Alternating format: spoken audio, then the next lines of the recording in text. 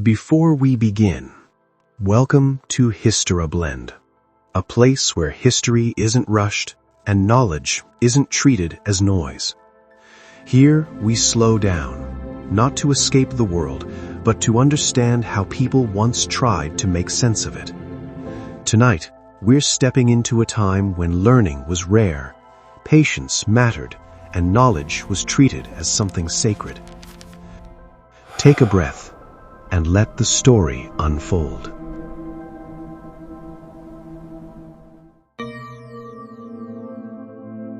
There was a time when knowledge was not immediate. No screens to search, no answers waiting to appear. Understanding the world meant watching it, day after day, season after season. Learning required patience, and patience shaped how people thought. Information did not move freely. Every word had weight. Every text took time to create. Books were not owned casually, they were preserved. Because when knowledge was rare, losing it meant losing something forever. Learning was never guaranteed. Most people relied on memory and oral teaching. Reading and writing were skills held by few. To learn meant commitment, time, discipline, repetition. Knowledge wasn't accessed, it was passed down carefully. Knowledge was not entertainment. It wasn't consumed in fragments. It demanded silence, focus, presence. Learning was a deliberate act. To learn was to slow your body and quiet your mind, because understanding required both.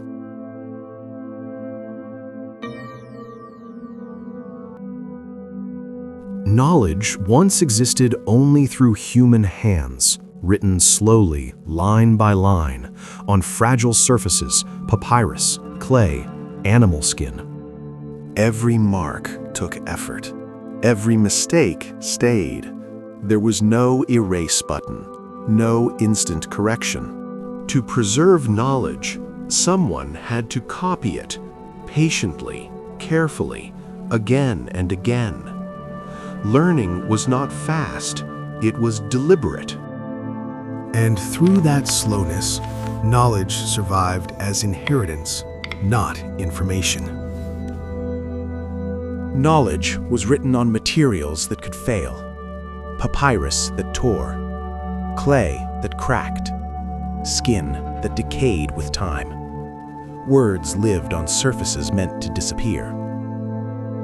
Heat, water, insects, fire, all could erase years of learning in moments.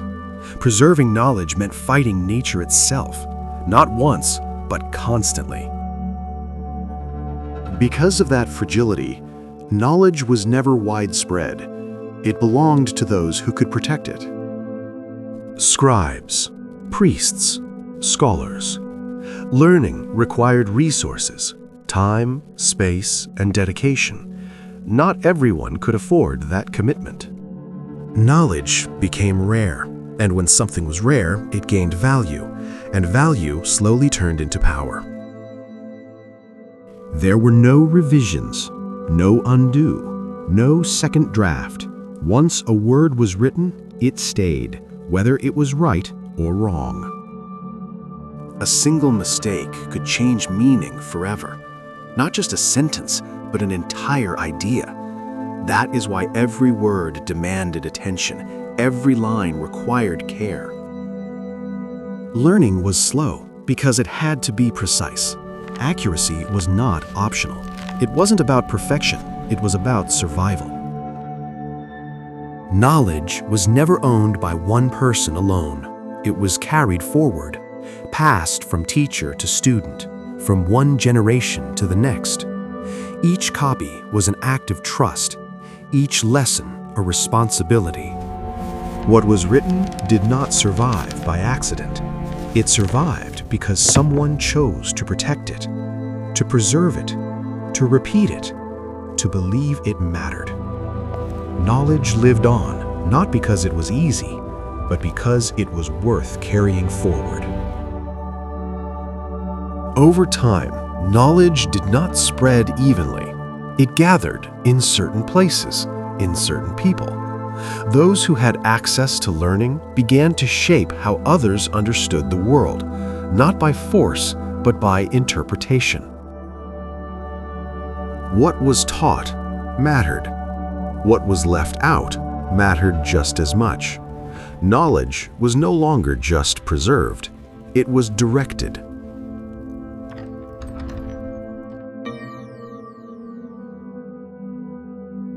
Ancient libraries were not places where people gathered.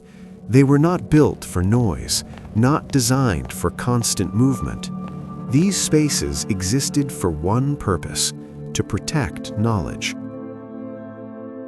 In a time when a single manuscript could take years to create, crowds were seen as a risk.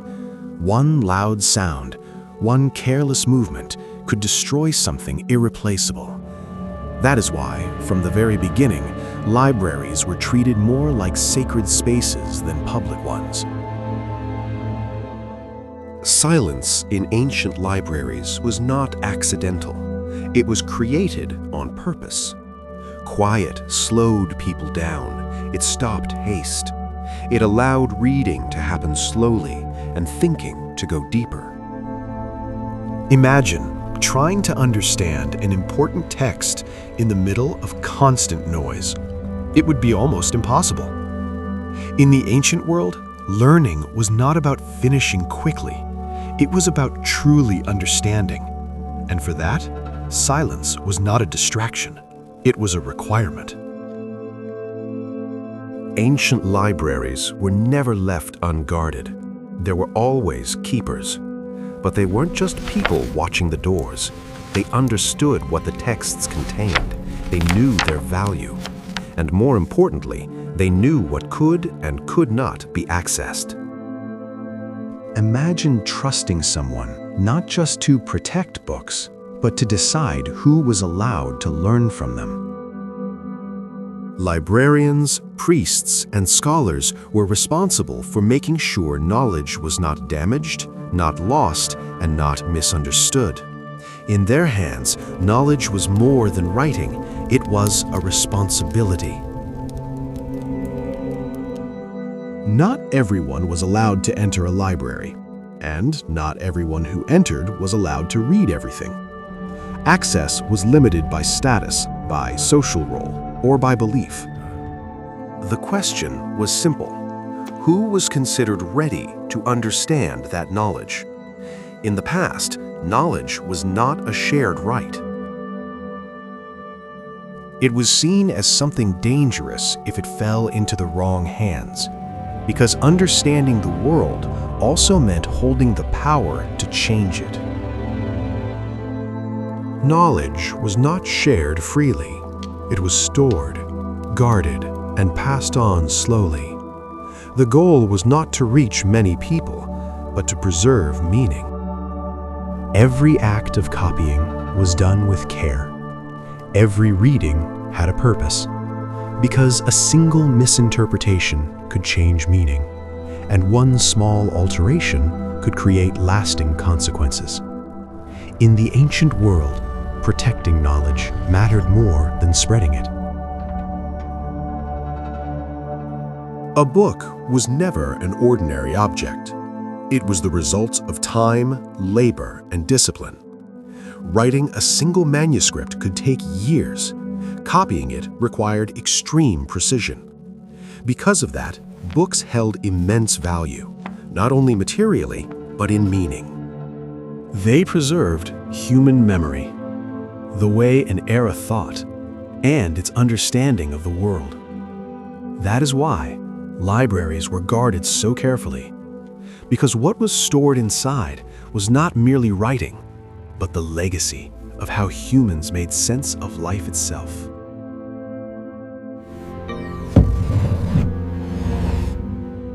Knowledge is often seen as something permanent, but in reality, it is fragile.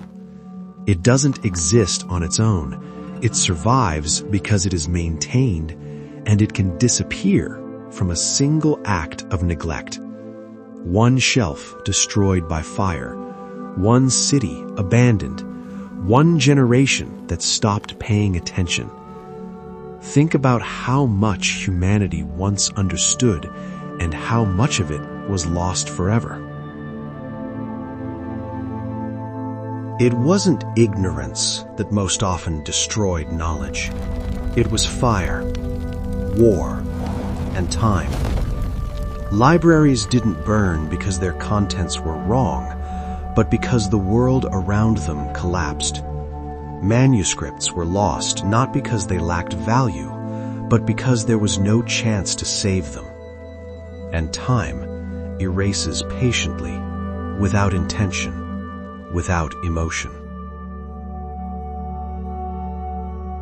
In the past, losing a single manuscript meant losing everything it contained.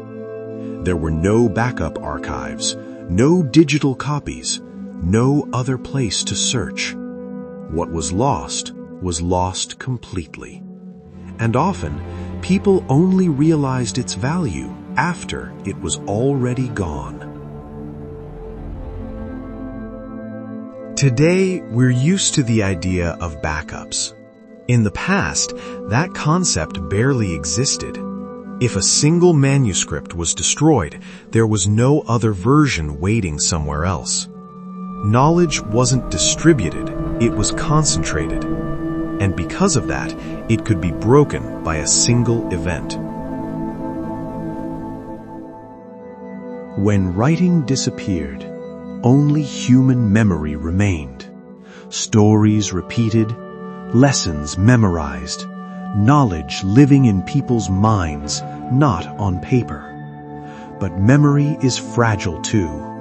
It changes, it fades, and it can disappear with the person who carried it. Perhaps this is humanity's deepest fear, not ignorance, but forgetting. The fear that what was once understood will vanish without ever being passed on. Because when knowledge disappears, what's lost isn't just information, but the traces of how humans once understood the world and themselves. Today, knowledge is no longer rare. It's everywhere. On the small screens we carry every day, in articles, videos, and digital archives. But because of that, attention has become limited. We are surrounded by information, yet we rarely stop to truly absorb it. We read quickly, we skim, then we move on, often before we truly understand what we just saw. Access is now effortless, but convenience does not always mean understanding. Not everything that is open actually enters our minds. Ask yourself, how many things did you read this week? And how many do you still remember today? With all this knowledge available, are we truly becoming wiser? Or just quicker to know and quicker to forget? In the past, knowledge was carefully guarded, protected, preserved with great care. Today, knowledge no longer asks to be guarded. It waits to be valued again. Not just accessed, but understood, remembered, and given meaning with awareness. If this made you pause for a moment, you might want to follow HistoraBlend. Until the next story.